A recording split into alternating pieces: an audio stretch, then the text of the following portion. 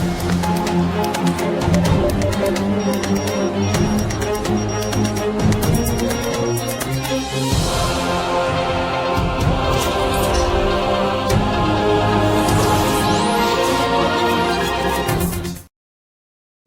est 19h30 sur les antennes de Moussa TV.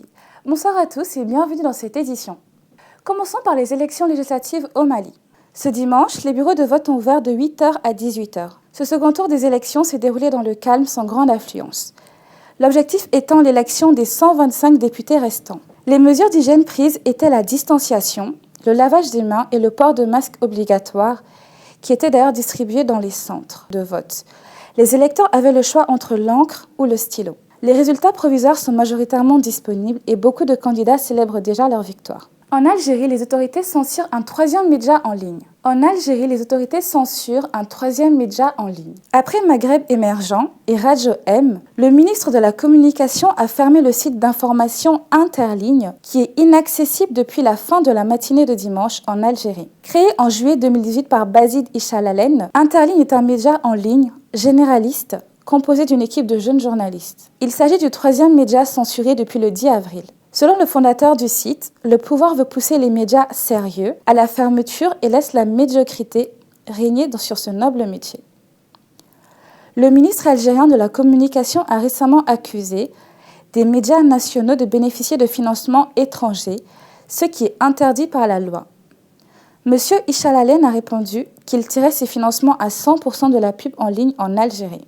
En France, 120 milliards de pertes après 8 semaines de confinement. D'après le Premier ministre français, Édouard Philippe, il devrait y avoir 8% de pertes d'activité pour l'année 2020, avec déjà 120 milliards d'euros perdus pour l'activité. Le déconfinement annoncé pour plusieurs pays africains. En Afrique, on dénombre 5 492 guérisons, pour 22 313 cas confirmés et 1124 décès. Le Ghana, avec 1042 cas confirmés, dont 9 morts, a mis fin au confinement de 3 semaines dans 2 régions clés, ce lundi, Accra et Koumassi. À Madagascar, le confinement des 3 principales villes sera levé progressivement à partir du lundi. La Tunisie, en confinement depuis le 22 mars, prépare également une sortie progressive après le 3 mai. Au Sénégal, pas de confinement, mais un état d'urgence censé durer jusqu'au 3 mai inclus. Au Tchad, 44 membres de Boko Haram retrouvés morts dans leurs cellules. Lors d'une vaste opération lancée par le président tchadien contre les groupes djihadistes, 58 membres de Boko Haram avaient été faits prisonniers et déférés à N'Djamena pour les besoins de l'enquête. Parmi les prisonniers, 44 ont été trouvés morts dans leurs cellules. Selon le procureur de la République, Youssouf Tom, 40 corps ont été enterrés et 4 autopsiés.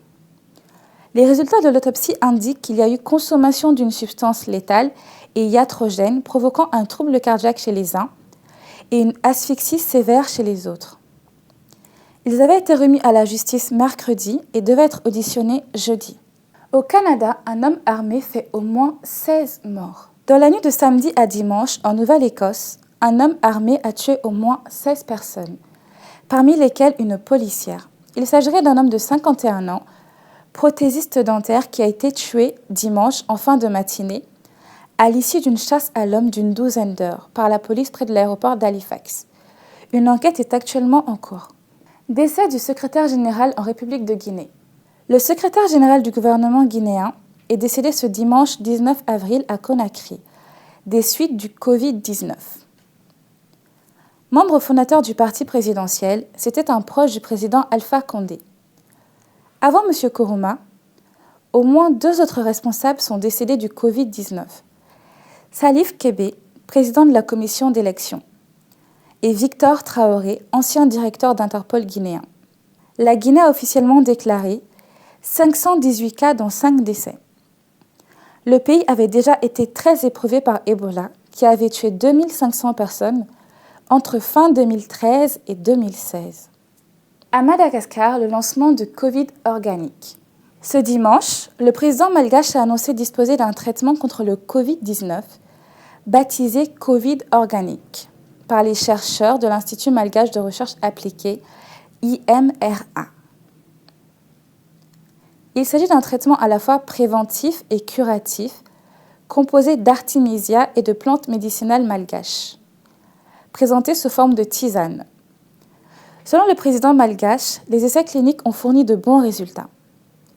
Le dernier bilan de l'île était de 121 cas de contamination, 39 cas de guérison et aucun décès. Nous arrivons à la fin de cette édition. Merci et à bientôt sur Mousso TV.